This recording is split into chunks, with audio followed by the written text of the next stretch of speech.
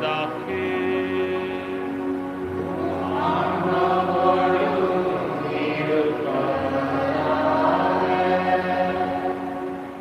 கிறிஸ்து இயேசுவில் அன்புமிக்க அருமையான சகோதர சகோதரிகளே, இன்றைக்கு ஆண்டின் பொதுக்காலம் 13ஆம் ஞாயிறு.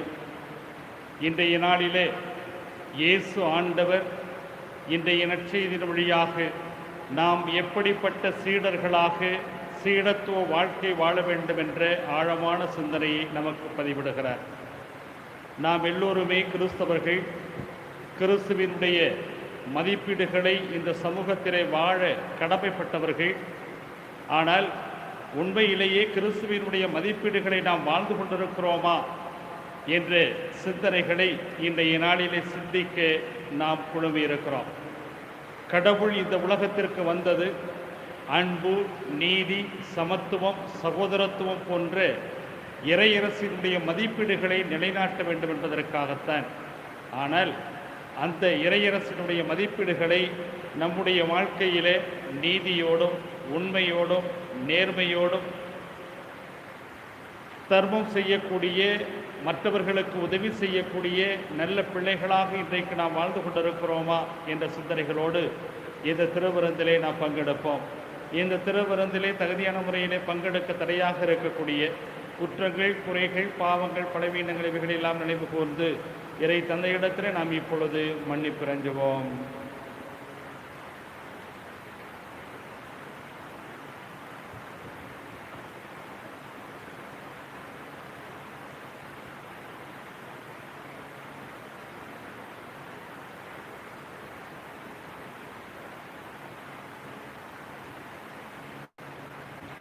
இந்த திருப்பலியிலே நாம் சிறப்பாக நினைவுகூரப்பட வேண்டியவர்கள்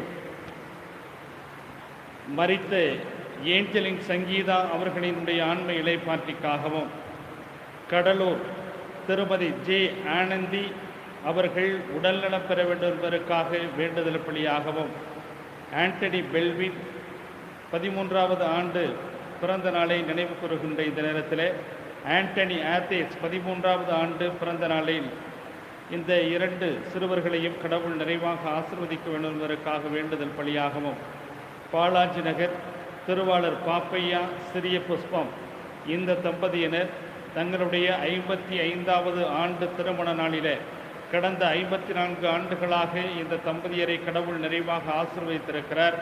இனி வருகின்ற ஆண்டுகளிலும் இவர்களை நிறைவாக ஆசீர்வதிக்கவும், நீடிய ஆயுளை பெறவும், நோய் நொடியில்லாத ஒரு சுபிட்சமான ஒரு வாழ்வை பெறவும் வேண்டுதல் பலியாகவும், டினிட்டி குடும்பத்திலே கடவுள் செய்த அனைத்து நன்மைகளுக்கு நன்றியாகவும் இந்த திருப்பலியானது ஒப்புக் கொடுக்கப்படுகிறது.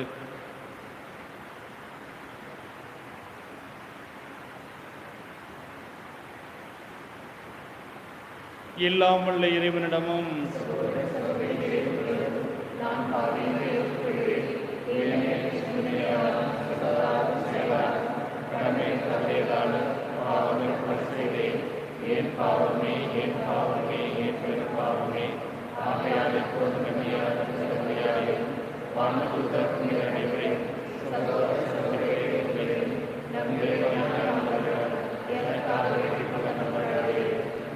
எல்லாம் வல்ல இறைவன் நம் மீது இரக்கம் வைத்து நம் பாவங்களை மன்னித்து நம்மை நிலை வாழ்வுக்கு அழைத்து செல்வாராக.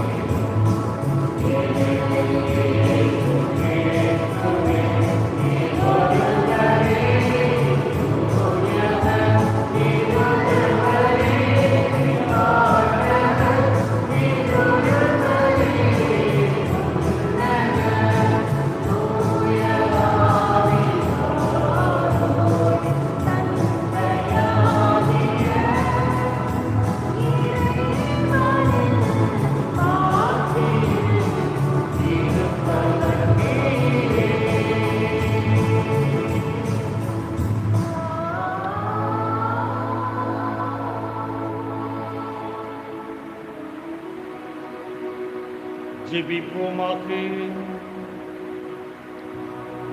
இறைவா, உமது அருளாலும் பிள்ளைகளாக தேர்ந்தெடுக்கப்பட்ட நாங்கள் ஒளியின் மக்களாக இருக்க விரும்பினீரே. அதனால் நாங்கள் தவறு என்னும் இருளில் சிக்கிக் கொள்ளாமல் உண்மையின் பேரொளியில் என்றும் சிறந்து விளங்க அருள் புரிவீராக. நம்மோடு பரிசுத்த ஆவியின் ஐக்கியத்தில் இறைவனாய் என்றென்றும் வாழ்ந்து ஆட்சி செய்கின்றவரும் எங்கள் ஆண்டவருமாகிய இயேசு கிறிஸ்து வழியாக உம்மை மன்றாடுகின்றோம்.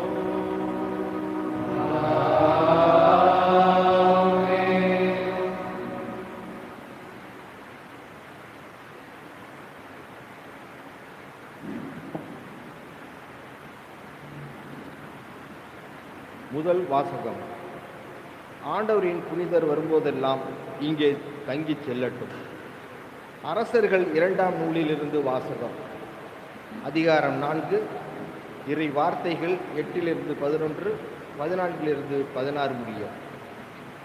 ஒரு நாள் எலிசா சுனேமுக்கு சென்றார். அங்கிருந்த பணக்கார பெண் ஒருவர் அவரை உணவருந்தும்படி வற்புறுத்தினார். அதன்பின் அவர் அவ்வழியே சென்ற போதெல்லாம் அங்கே உணவருந்தி விட்டு செல்வார். அவர் தம் கணவனை நோக்கி, நம்மிடம் அடிக்கடி வரும் ஆண்டவரின் அடியவர் புனிதர் என்று நான் கருதுகிறேன். ஆதலால் வீட்டு மேல்தளத்தில் சிறு அறை ஒன்றை அவருக்காக கட்டி அதில் படுக்கை, மேசை, நாற்காலி, விளக்கு முதலியவனை தயார்படுத்தி வைப்போம். அவர் வரும்போதெல்லாம் அங்கே தங்கிவிட்டு செல்லட்டும் என்றார். ஒரு நாள் எலிசா அங்கு வந்து மாடி அறையில் தங்கி ஓய்வு எடுத்து கொண்டிருந்தார். எலிசா வேறு எந்த விதத்தில் அவருக்கு உதவி செய்யலாம் என்று கேட்டார். அதற்கு கேகசி, அவருக்கு குறையொன்றும் இல்லை, ஆனால் அவருக்கு பிள்ளை இல்லை, அவருடைய கணவருக்கும் வயதாகிவிட்டது என்றார்.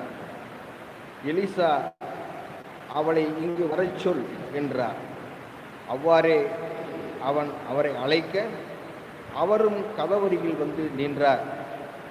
எலிசாவை அவரை நோக்கி, அடுத்த ஆண்டு இதே பருவத்தில் உனக்கு ஒரு மகன் பிறப்பான் என்றார். ஆண்டவரின் அருள்வாக்கு.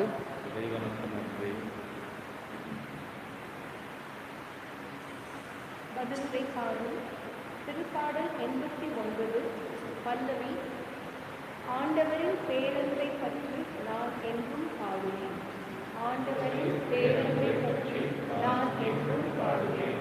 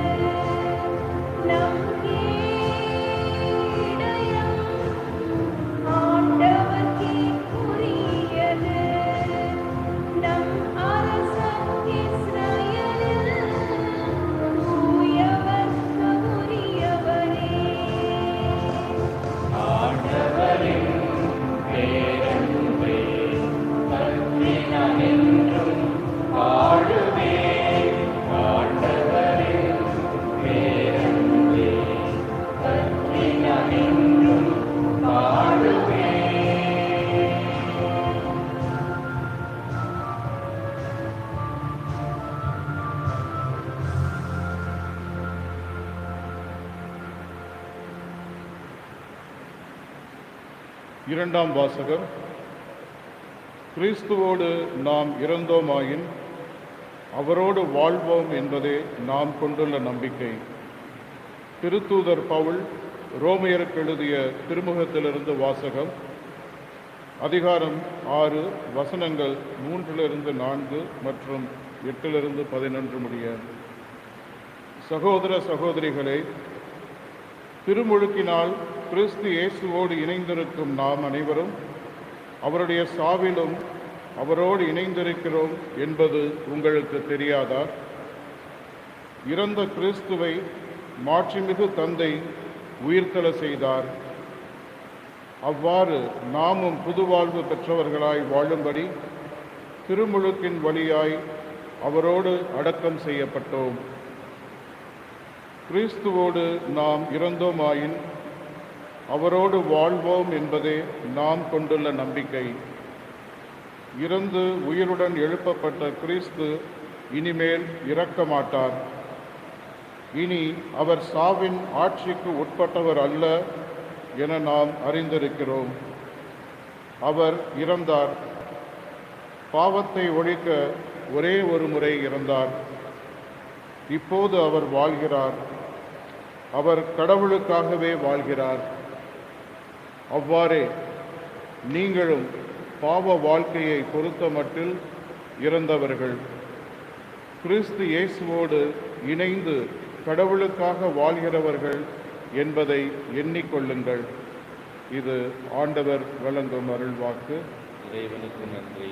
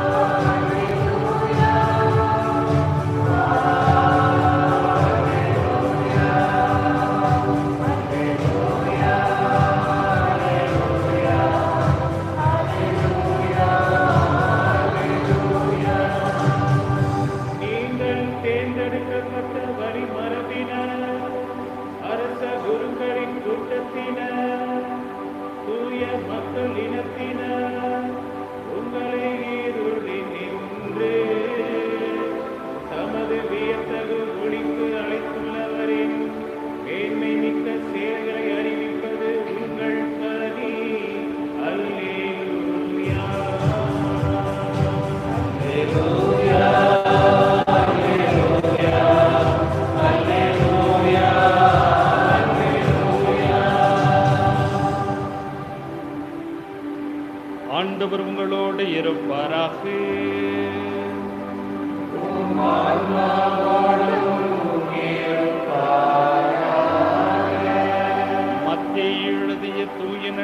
நற்செய்தியிலிருந்து வாசகம். ஆண்டவரே, ஆட்சி உமக்கே.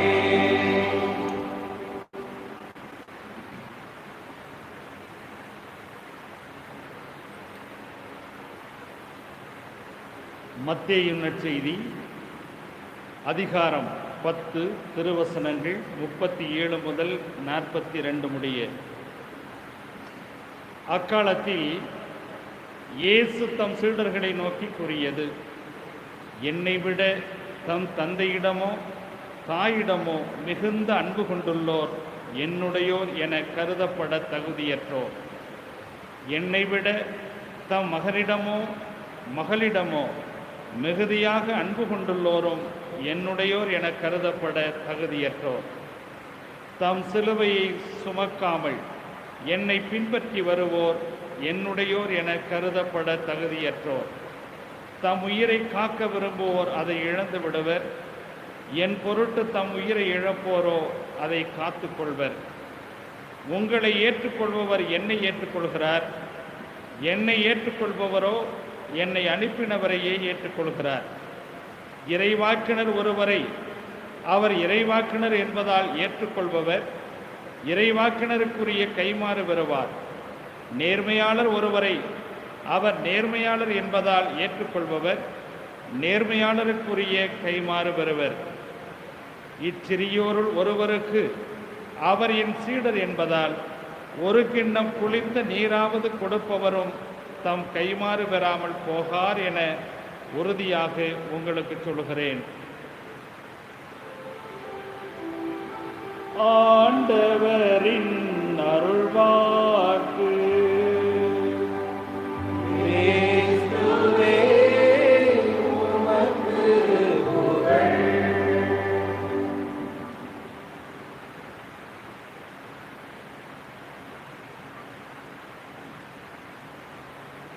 கிறிஸ்து இயேசுவில் அன்புமிக்க அருமையான சகோதர சகோதரிகளே, ஒரு பிச்சைக்காரன் ஒரு கோயில் முன்பாக அமர்ந்து ஒவ்வொரு நாளும் பிச்சை எடுத்து அதிலே வரக்கூடிய பணத்தை வைத்து தன்னுடைய வாழ்க்கையை நடத்தி வருகிறான். ஒரு நாள் அந்த கோவிலுக்கு ஒரு மகான் வருகிறார். அவரை பார்த்தவுடனே இந்த பிச்சைக்காரர் அவரை பார்த்து கேட்கிறார், ஐயா, எனக்கு ஏதாவது ஒரு அறிவுரை சொல்லுங்களே. நான் வாழ்க்கை பூரா இப்படித்தான் பிச்சை எடுத்து வாழணுமா? இதுக்கு ஏதாவது வழி இல்லையா? எனக்கு ஏதாவது சொல்லுங்களே என்று சொன்னபோது அந்த மகான் சொன்னார், இது உன் தலைவிதி. நீ வாழ்க்கை பூரா பிச்சை எடுத்து தான் சாகணும்.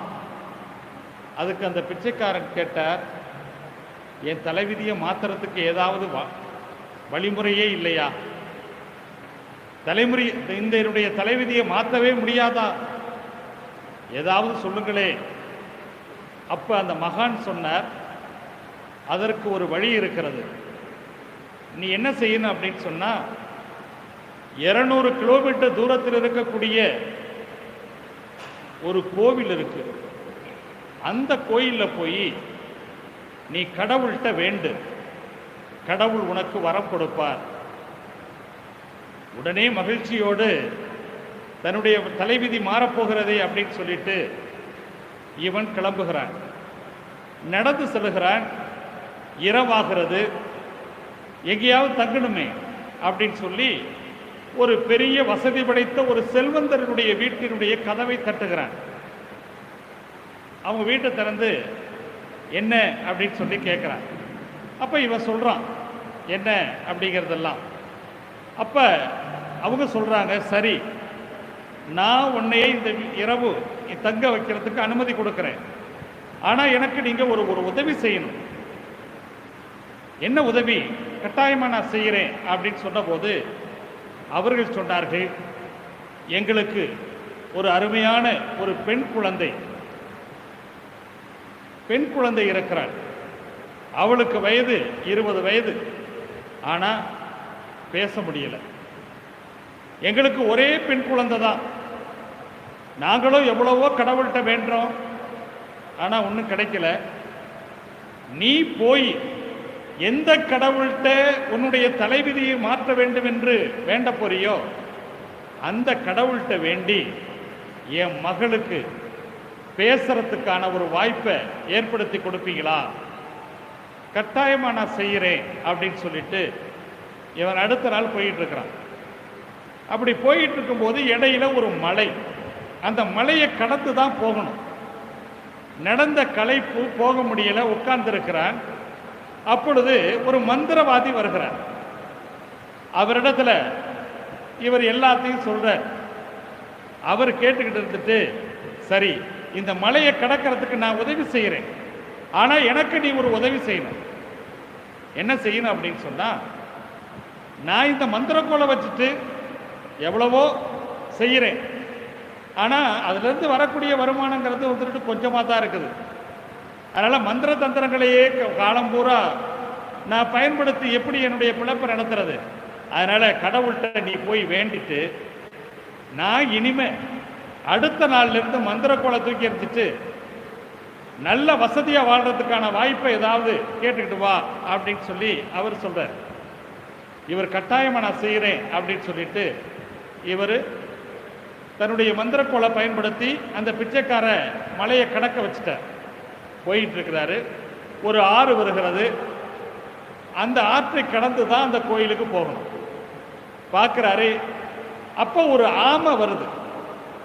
ஆமை வரும்போது ஆமை இடத்துல சொல்றார், அத்த ஆமை வந்துட்டு எல்லாத்தையும் கேட்டுட்டு ஆமை சொல்லுது, நான் உன்னை என்னுடைய முதுகில சுமந்து அந்த கரைக்கு கொண்டு போய் நான் விட்டுறேன், ஆனால் நீ எனக்கு ஒரு உதவி செய்யணும்.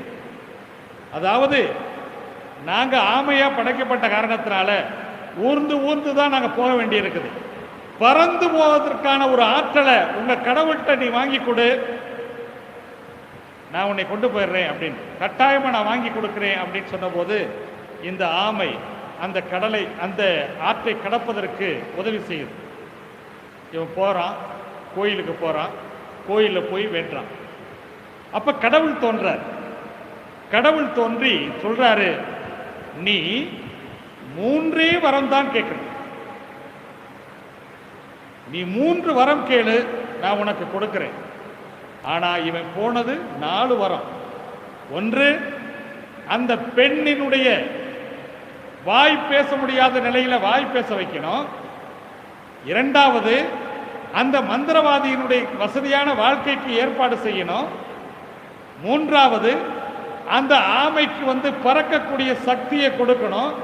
நாலாவது, தன்னுடைய தலைவிதியை மாற்றணும். அதுக்காக தானே போனதே. என்ன செய்யறது? இதுதான் பிரச்சனை. 4 காரியம் வேணும். ஆனா கடவுள் சொல்றாரு 3 காரியம் தான் வேணும் அப்படின்னு சொல்லி. 3 வரம் கேளு, நான் உனக்கு கொடுக்குறேன் அப்படின்னு சொல்றாரு.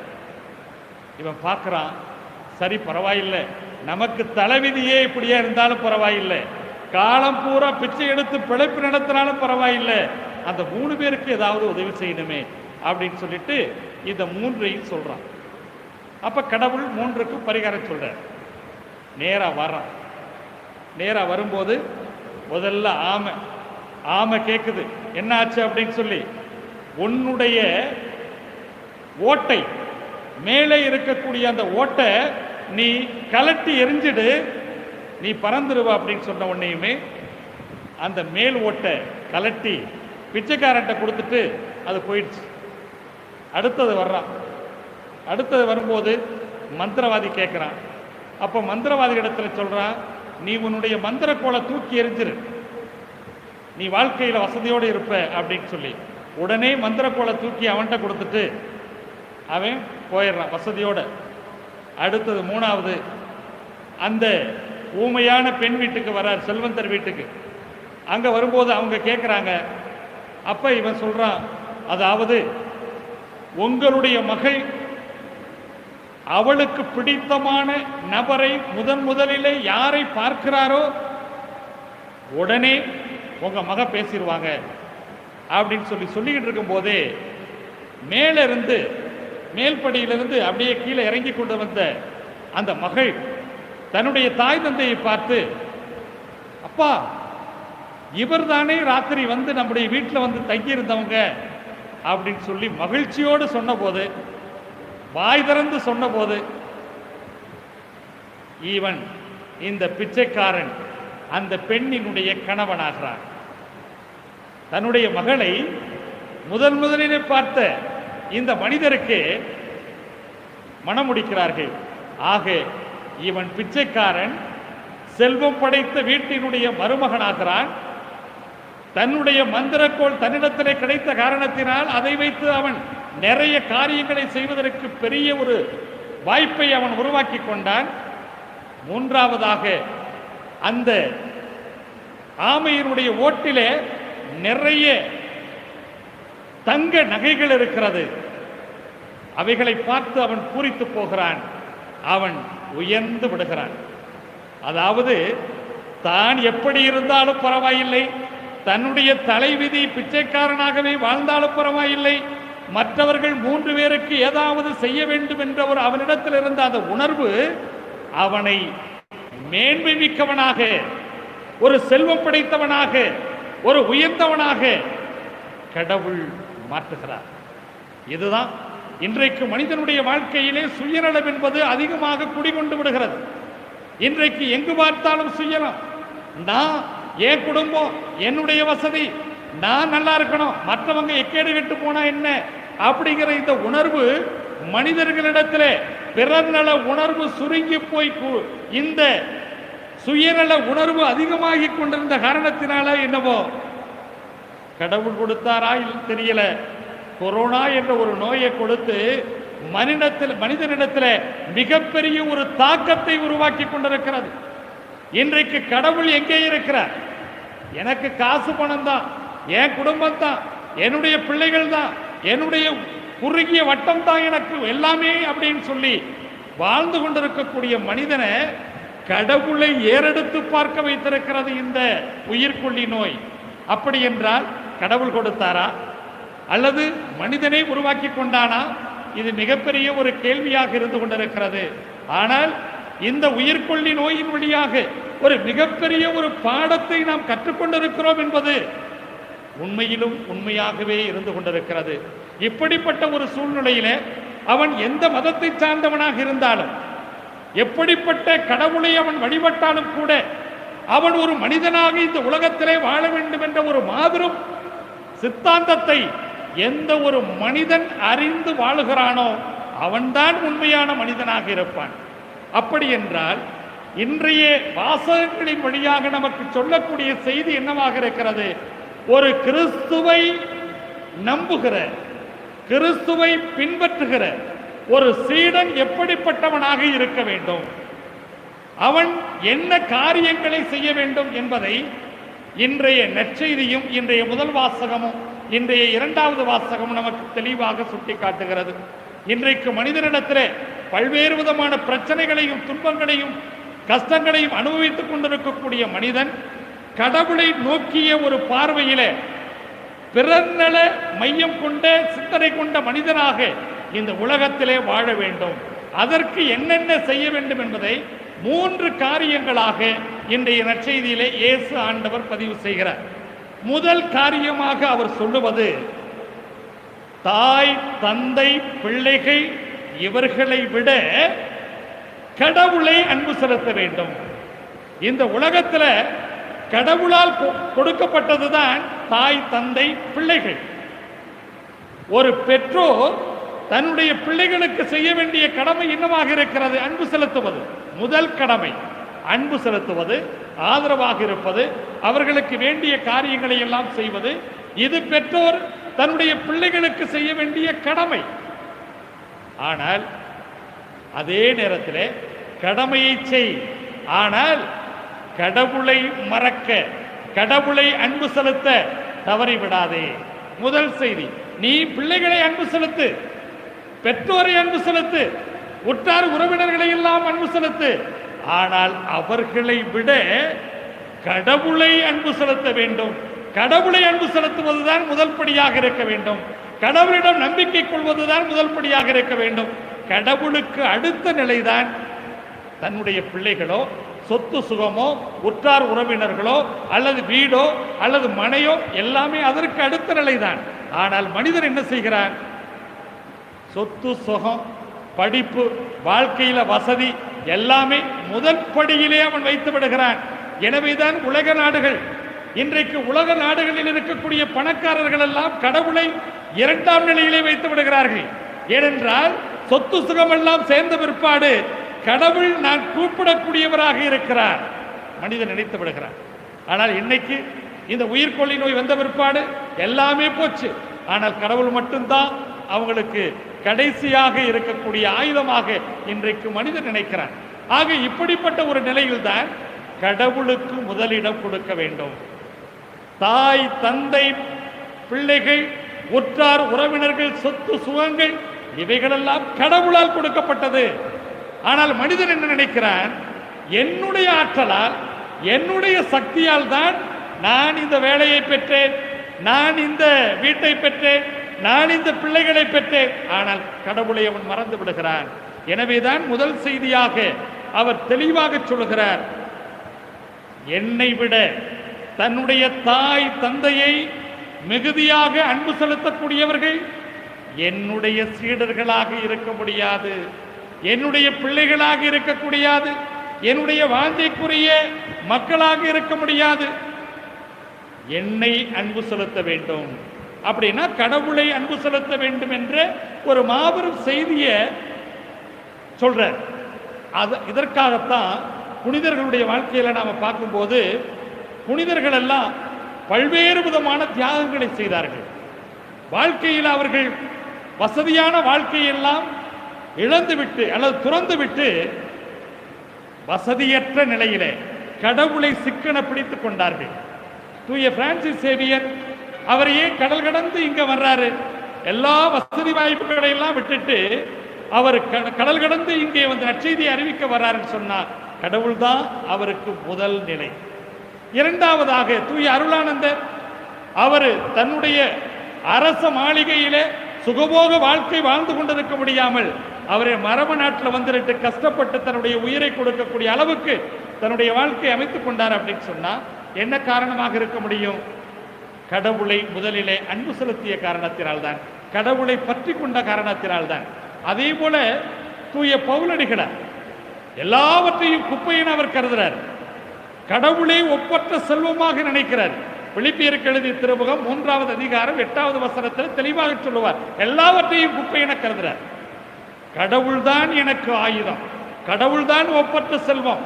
இந்த ஒப்பற்ற செல்வத்தை தனதாக்கிக் கொள்ள எல்லாவற்றையும் இழப்பதற்கு நான் தயாராக இருக்கிறேன் என்று தூய பவுலடிகளார் சொல்லுகிறார். அன்புமிக்க சகோதர சகோதரிகளே, அப்படி என்றால் உறவு வட்டத்தில் மட்டும்தான் அவர்களை ஒதுக்கி வைத்துவிட்டு கடவுளுக்கு முக்கியம் செலுத்த வேண்டும் என்பது அல்ல. மாறாக மதிப்பீடுகள், இறையரசினுடைய மதிப்பீடுகள், இன்றைக்கு மனித மதிப்பீடுகளாக கருதப்படுகின்ற உணவு, உடை, இருப்பிடம் என்று அவைகளையும் கடந்து இறையரசினுடைய மதிப்பீடுகளாக இருக்கக்கூடிய ஆன்மீக அறநெறி சார்ந்த, ஒழுக்கவியல் சார்ந்த உண்மையான மதிப்பீடுகளை நம்முடைய வாழ்க்கையிலே தனதாக்கிக் கொள்ள வேண்டும் என்ற ஒரு மாபெரும் முதல் செய்தியாக இயேசு ஆண்டவர் இன்றைய நற்செய்தி வழியாக நமக்கு கொடுக்கிறார்.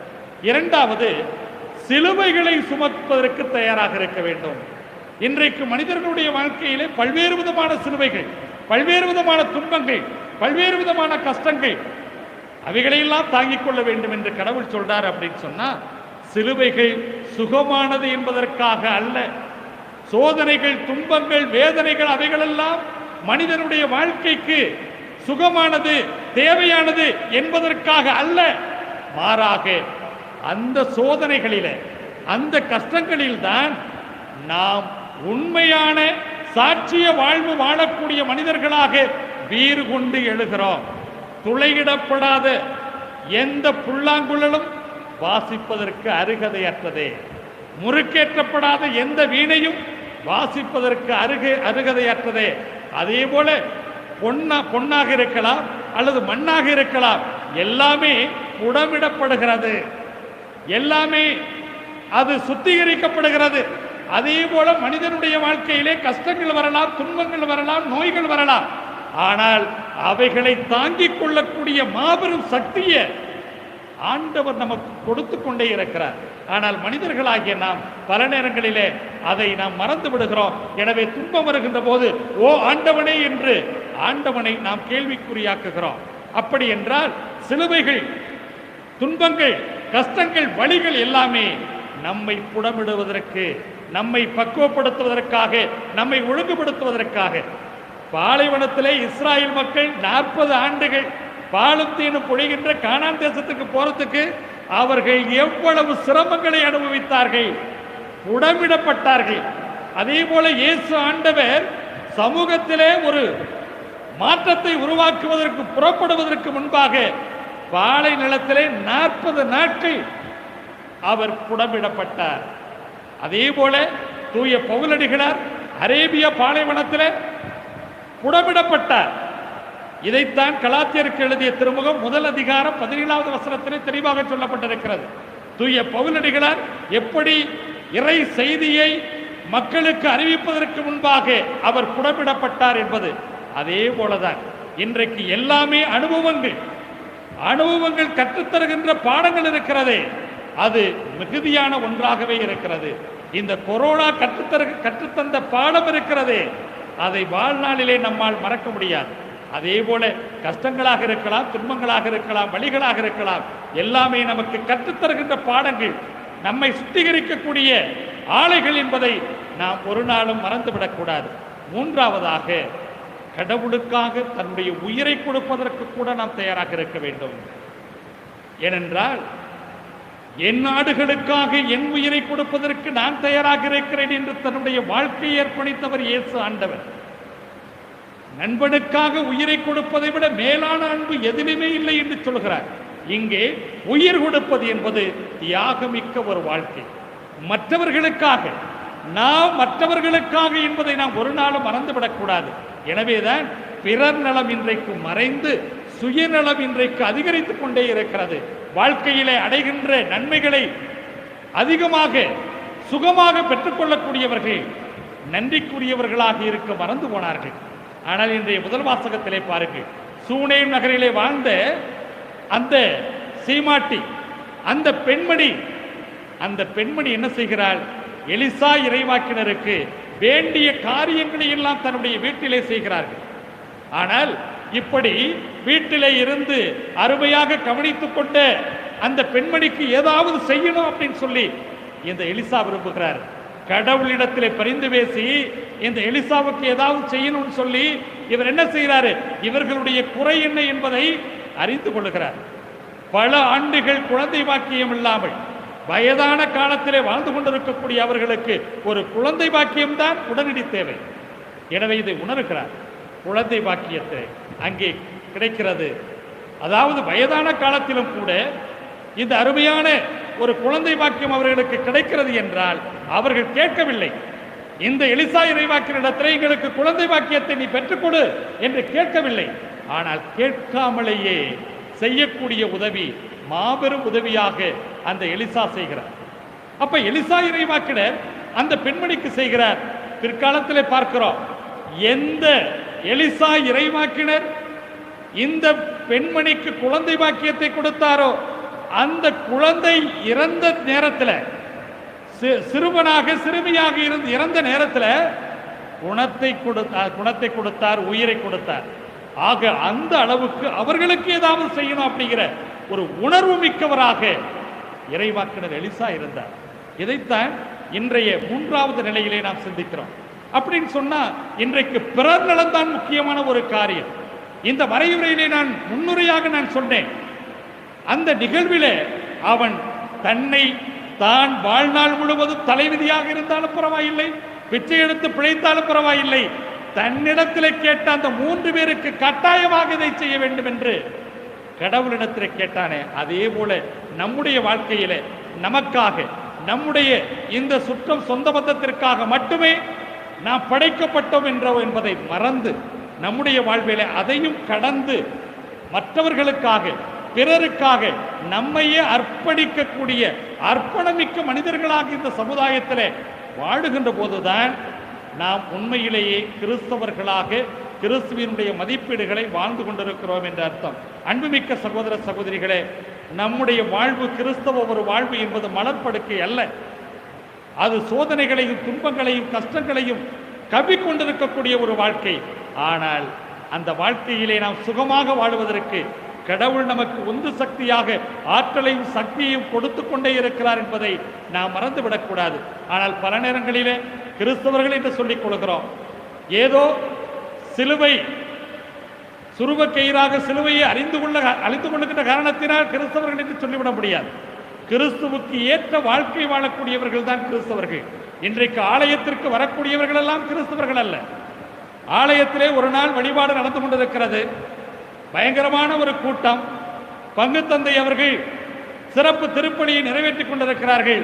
அப்பொழுது ஒரு 4 வாட்டசாட்டமான இளைஞர்கள் கையிலே துப்பாக்கியோடு உள்ளே நுழைகிறார்கள். வந்து அவர்கள் சுடுகிறார்கள். மேலே இருக்கக்கூடிய கொத்து கொத்தாக தாங்கி நிற்கக்கூடிய பல்புகள் எல்லாம் கீழே விழுந்து நொறுங்குகிறது. எல்லோருமே படபடக்கிறார்கள், பங்குசாமியார் உட்பட. என்ன நடக்கிறது என்றே தெரியவில்லை. உடனே மேலே இருந்து மைக்கை பிடிக்கிறார்கள். இந்த நேரத்தில் இந்த கோயிலில் இருக்கக்கூடியவர்கள் எல்லாம் யார் உயிருக்கு பயப்படாமல் கடவுளே கதி, கடவுள் எங்களுக்கு எது செய்தாலும் பரவாயில்லை என்று இருக்கிறார்களோ அவங்க மட்டும் இருங்க, இல்ல மற்றவங்களாம் ஓடிப்போங்க, சுட்டுருவேன் அப்படின்னு சொல்லி சுடுகிறார். அவ்வளவுதான். துண்டக்கானான் துணியக்கானான்னு சொல்லிட்டு எல்லாரும் ஓடி போயிட்டாங்க. ஒரு சில பேர் ஆங்காங்க ஒருத்தர் 2 பேர் தான் உட்கார்ந்து இருக்கிறாங்க. பங்குசாமியார் பார்க்குறாரு, நம்மளும் ஓடி போயிடலாமா அப்படின்னு சொல்லி பார்க்குறாரு. நம்மளும் ஓடி போயிட்டா என்ன ஆகிறது அப்படின்னு சொல்லிட்டு அப்படியே பயந்து போய் நிற்கிறாரு. கொஞ்ச நேரத்தில் என்ன பிற்பாடு அந்த நபர்கள் சொன்னார்கள், ஃபாதர் இப்போ நீங்கள் பூசை ஆரம்பிங்க, வெளியில் போனவங்கெல்லாம் விட்டுருங்க, இவங்க தான் உண்மையான கிறிஸ்தவர்கள். சாவுக்கு பயந்து சாக்கடையில் வாழ்வதை விட கல்லறைக்குள் புகுந்து கடவுளோடு வாழ நினைக்கக்கூடியவர்கள் இவர்கள். இவர்களுக்காக நீங்க திருப்பலி ஒப்பு கொடுங்க, எதை பத்தி கவலைப்படாதீங்க அப்படின்னு சொல்லிட்டு அவங்க போயிடுறாங்க. அன்புமிக்கவர்களே, இதுதான் கிறிஸ்தவ ஒரு வாழ்க்கை. இன்றைக்கு மனிதர்கள் எல்லாம் ஏதோ பெயருக்கு கிறிஸ்தவர்கள் என்ற பெயரை தாங்கிக் கொள்கிறார்களே ஒழிய மாறாக கடவுளுக்காக தங்களுடைய உயிரை கொடுப்பதற்கு தயாராக இருக்கக்கூடியவர்கள் இன்றைக்கு இல்லை. எனவேதான் இயேசு ஆண்டவர் சொல்லுகிறார், தெளிவான ஒரு சிந்தனையில அவர் பதிவிடுகிறார், அதாவது என்னை விட என் தாய் தந்தையை நீங்கள் நேசித்தால் என்னுடைய சீடனாக இருக்க முடியாது. என்னை பின்பற்ற விரும்பினால், சீடனாக இருக்க வேண்டும் என்றால் கட்டாயமாக என்னுடைய சிலுவைகளை, நான் தருகின்ற சிலுவைகளை, துன்பங்களை தாங்கிக் கொள்வதற்கு நீங்கள் தயாராக இருக்க வேண்டும். அப்படி சிலுவைகளை தாங்கிக் கொள்ளுகின்ற போது உயிரை கொடுப்பதற்கு கூட நீங்கள் தயாராக இருக்க வேண்டும். தியாக வாழ்க்கை வாழ்வதற்கு தயாராக இருக்க வேண்டும். அப்படிப்பட்ட சீடர்கள் தான் எனக்கு தேவை என்பதை தெளிவாக சொல்லுகிறார். அப்படி என்றால் நாம் இந்த உலகத்திலே கிறிஸ்துவை பின்பற்றுவோம். கிறிஸ்துவினுடைய ஆழமான சிந்தனைகளை, போதனைகளை வாழ்வாக்குவதற்கு முயற்சி செய்வோம். இறையரசினுடைய மதிப்பீடுகளை இந்த சமூகத்திலே வாழ்ந்து காட்ட நாம் முயற்சி செய்வோம். கடவுள் நம்மை நிறைவாக ஆசீர்வதிப்பார். ஆமென். Thank you.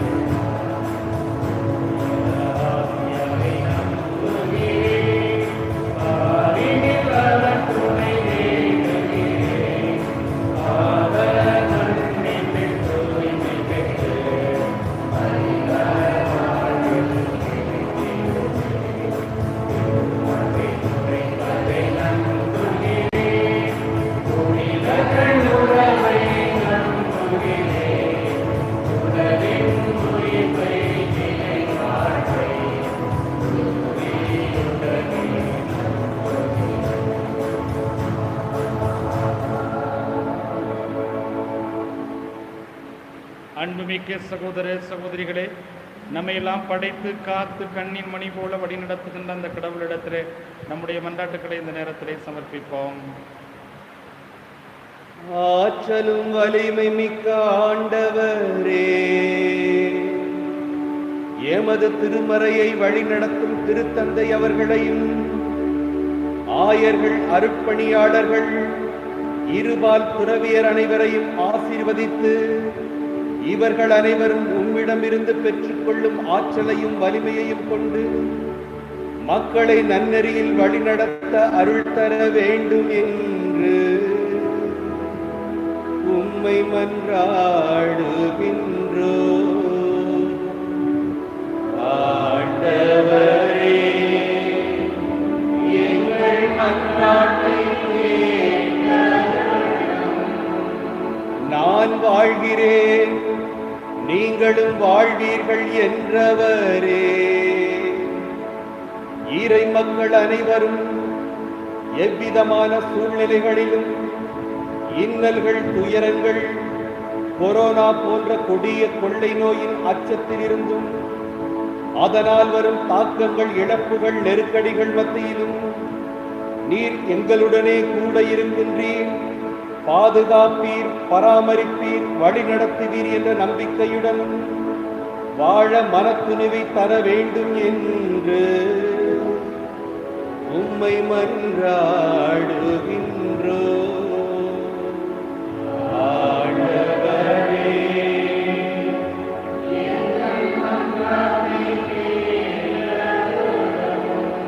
உறவாம் எம் ஆண்டவரே, நீர் திருவாய் மலர்ந்த விழுமியங்களையும் மதிப்பீடுகளையும் எம் வாழ்வாக்கி எமது சொல், செயல், சிந்தனைகளையும் வார்த்தையால் உமது நீதி, நேர்மைக்கு பொருள் கொடுத்து சமத்துவம், சகோதரத்துவம் நிறைந்த சமுதாயத்தை உருவாக்கி சாதனைகள் படைத்து சாட்சிகளாய் வாழ அருள் தர வேண்டும் என்று உம்மை மன்றாடுகின்றோ. ஆண்டவரே, எங்கள் மன்றாட்டை எம் தாயும் தந்தையுமான இறைவா, முதலும் முடிவுமான உம்மையே எமதாக்கி வாழவும் மற்றெல்லாம் குப்பையென கருதி பற்றற்ற வாழ்வு வாழவும் அன்பையே முதற்படியாக கொண்டு இறையரசை கட்டி எழுப்பவும் இதற்கு தடையாக வருகின்ற சிலுவையாகிய துன்பங்களையும் சோதனைகளையும் படிக்கற்களாக கொண்டு உமது அடிச்சுவற்றுகளையே பின்பற்றி உண்மை சீடர்களாக வாழ அருள் தர வேண்டும் என்று உம்மை மன்றாடுகின்றோ. ஆண்டவரே, எங்கள் மன்றாட்டை கேட்டருளும். நம்முடைய தனிப்பட்ட விண்ணப்பங்களை மௌனமாக அந்த ஆண்டவரிடத்தில் எடுத்துச் சொல்லுவோம்.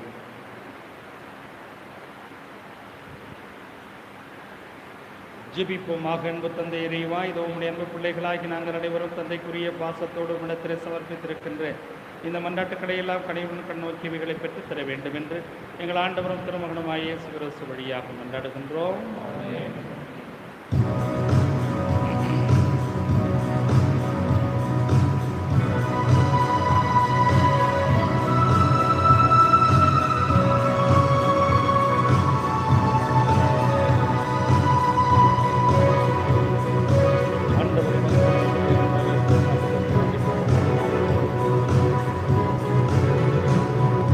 கோதுமை அப்பத்தில் திராட்சை ரசத்தில்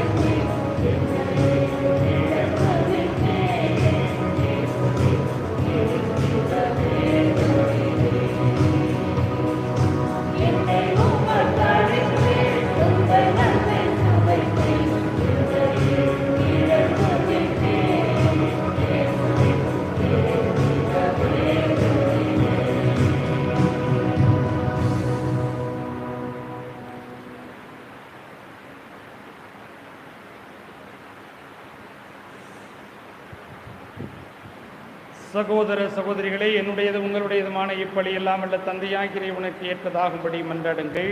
ஆண்டவர் நமது பேரின் புகழ்ச்சிக்காகவும் ஆட்சிக்காகவும் நமது நன்மைக்காகவும் புனித திரு அவை அனைத்தின் நலனுக்காகவும் ஒரு கையில் தீர்ப்பலி ஏற்றுக்கொள்வாராக. இறைவா, நீரை அருள் போன்று ஏற்பாடு செய்யும் உம்முடைய மறை நிகழ்வுகள் எங்களுக்கு நற்பயன் அளிக்க உம்மை வேண்டுகின்றோம்.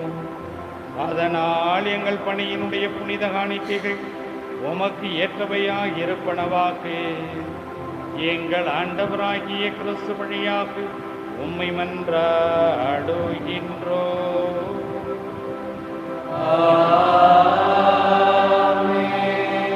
ஆண்டவர் உங்களோடு இருப்பாராக.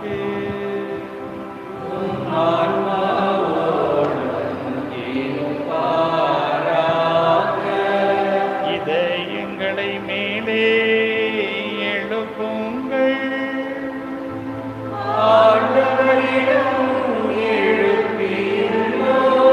நாம் இறைவனாகிய ஆண்டவருக்கு நன்றி கூறுவோம்.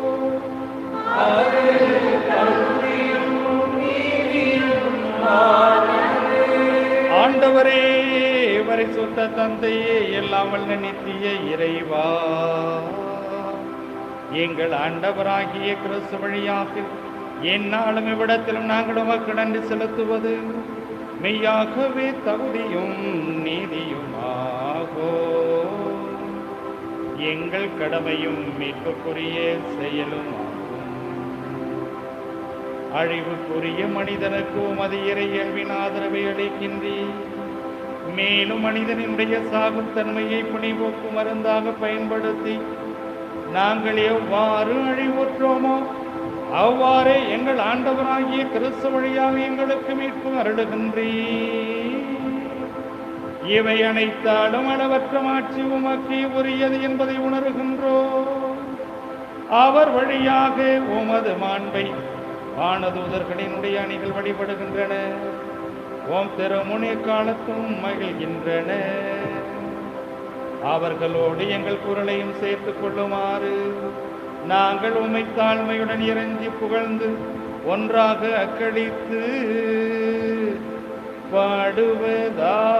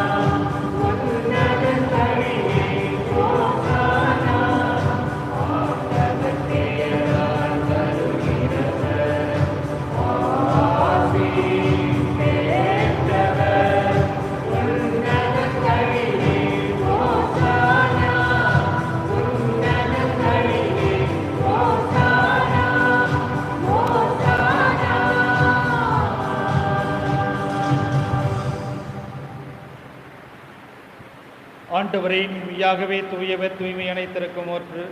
ஆகவே உடைய ஆவியை பொழுதிய காணிக்கைகளை தூய்மைப்படுத்த உண்மை வேண்டுகிறோம். இவ்வாறு எங்கள் ஆண்டவர் இயேசு கிறிஸ்துவின் திரு உடலும் ரத்தமுமாக எங்களுக்கு இவை மாறுவனவாக அவர் பாடுபட உளம் கணிந்து தம்மை கையளித்த போது அப்பத்தை எடுத்து நன்றி செலுத்தி அதை பிட்டு தம் சுடருக்கு அளித்து அவர் கூறியதாவது: அனைவரும் இதிலிருந்து பெற்று உண்ணுங்கள், ஏறில் இது உங்களுக்காக கையளிக்கப்படும் என் உடல்.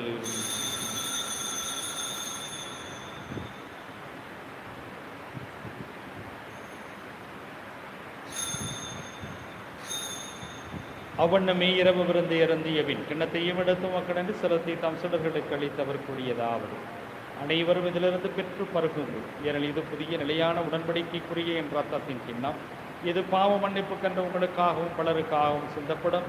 இதை என் நினைவாக செய்யுங்கள்.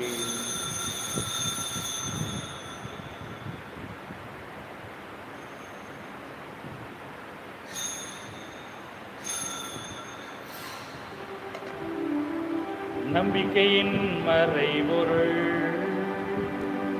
ஆண்டவரே,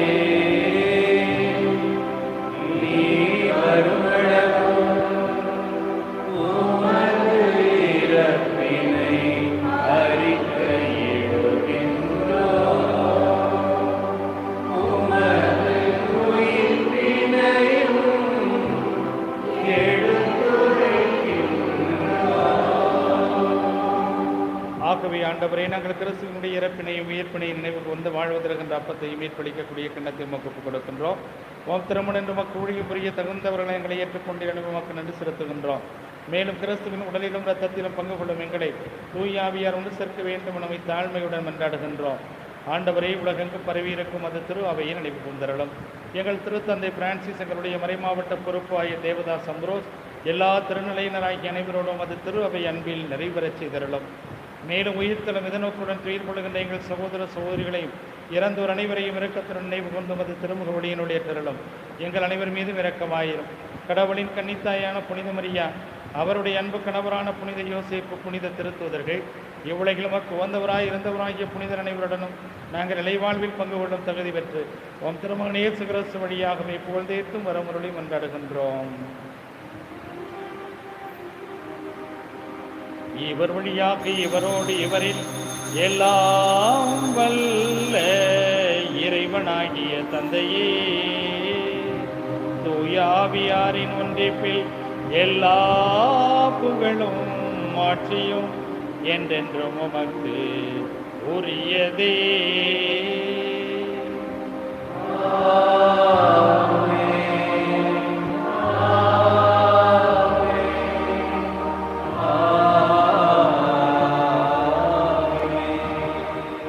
மீட்பரின் கட்டளையால் கற்பிக்கப்பட்டு இறை படிப்பினையால் பயிற்சி பெற்ற நாம் துணிந்து பாடுவோம்.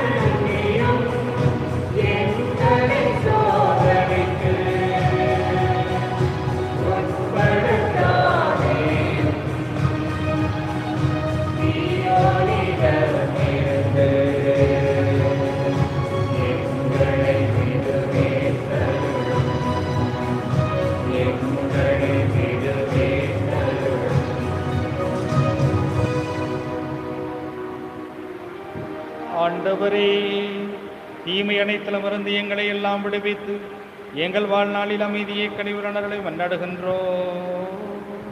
உமது இரக்கத்தின் உதவியால் நாங்கள் பாவத்திலிருந்து எப்போதும் விடுதலை பெற்று யாதொரு கலக்கமுமின்றி நலமாயிருப்போமாக. நாங்கள் இதை நோக்கி இருக்கக்கூடிய பேரின்பத்திற்காகவும் எம் மீட்பராகிய இயேசு கிறிஸ்துவினுடைய வருகைக்காகவும் காத்திருக்கின்றோம்.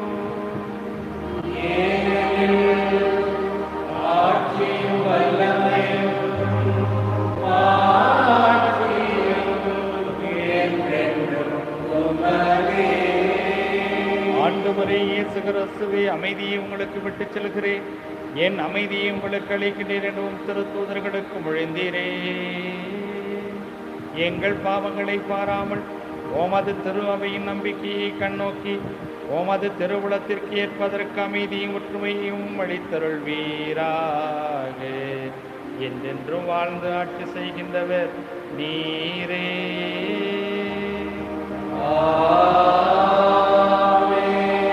ஆண்டவருடைய அமைதி உங்கள் அனைவரோடும் இருப்பதாக.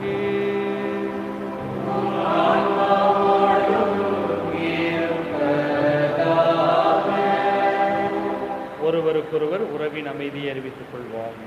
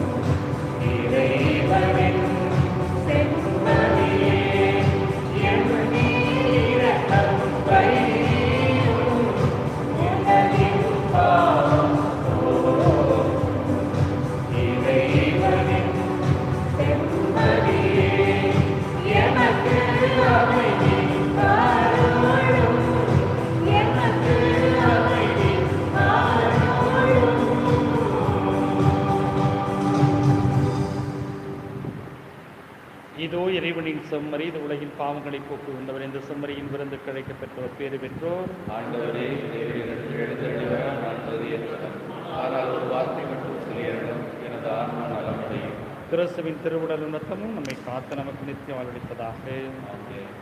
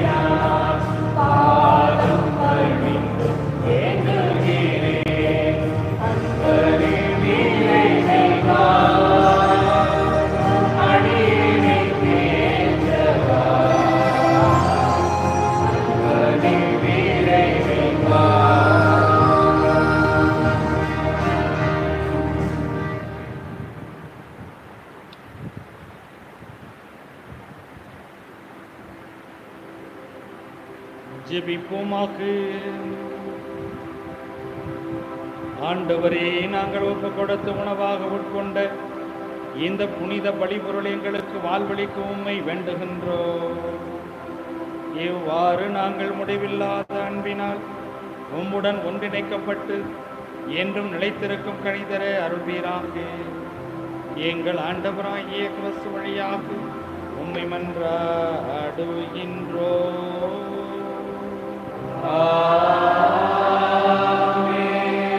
ஆண்டவர் உங்களோடு இருப்பாராக.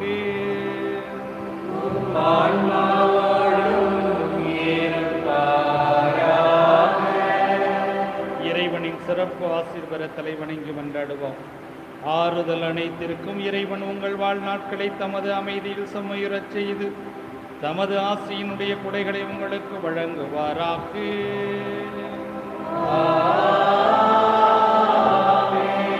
இடர்கள் அனைத்து நின்றும் அவர் உங்களை விடுவித்து உங்கள் இதயங்களை தமது அன்பில் உறுதிப்படுத்துவாராக.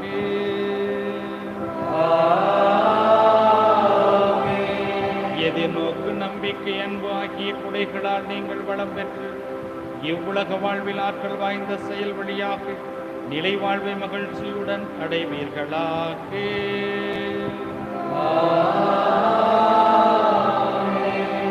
எல்லாம் வல்ல இறைவன் தந்தை, மகன், தூய ஆவியானவர் உங்கள் அனைவரையும் ஆசீர்வதிப்பாராக.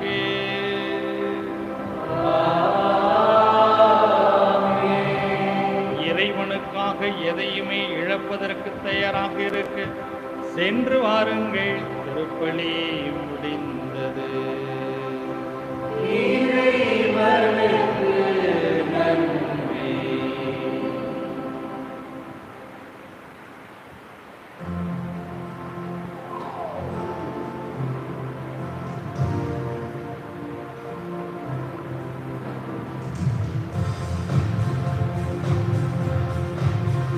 இந்த காலத்திலும் இந்த நேரத்திலும்